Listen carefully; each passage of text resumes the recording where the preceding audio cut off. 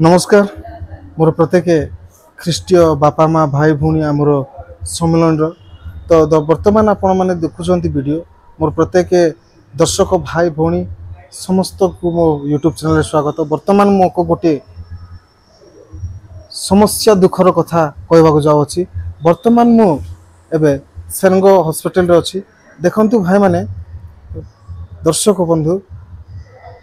Christian जीवन अनेक समस्या लगी था से प्रकार समस्या आज आमर सेरंग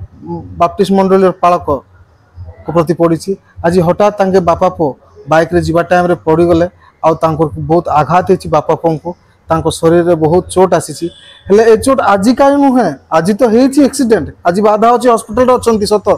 कि दीर्घ 6 मास है जीवन रे बहुत समस्या घटी चली। देखो 6 मास तले पालाखिणी जाऊे एक सम्मिलनी मीटिंग रे बर्तमान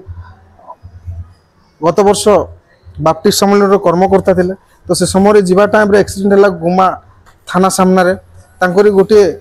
डेणा बा ए जो भुजा भुजा कहूँ से भुजा खसी जाइए आज पर्यंत से मिसिनी पास्टर को तांके से बाधा और से ट्रिटमेंट रे चलित थिले ही वर्तमान तांके चिकित्सा करूछंती हेले खडे मासे खंडे हलानी वर्तमान तांकोरी धर्मपत्नी तांको स्त्री हठात छाची पे नहीं कि देह खराब है तांको नहीं कि सिकाकलम जेएम हॉस्पिटल चिकित्सा करके आनिकी 3 दिन 4 दिन होची आज तांकोरी छाती आ पेन जो तांकोर हार्ट ऑपरेशन होता हेले तांको जीवन रे समस्या लागितिला ही आज गोटे एक्सीडेंट है एक्सीडेंट आ तांको पुओ तांको प्रति पड़ी। देखंतु मु आपण मानकु से मानको वीडियो शेयर करूची आपण माने देखंतु वर्तमान अनेक समस्या हमर पालक प्रति पड़ी। देखंतु प्रार्थना करंतु जे प्रकार कि आम पाए प्रार्थना करवा लोगों को बहुत प्रार्थनार आवश्यक पड़ी। वर्तमान ताके बहुत दुखर भांगी जाउछंती जे प्रकार कि आम मान को चलै नउथिले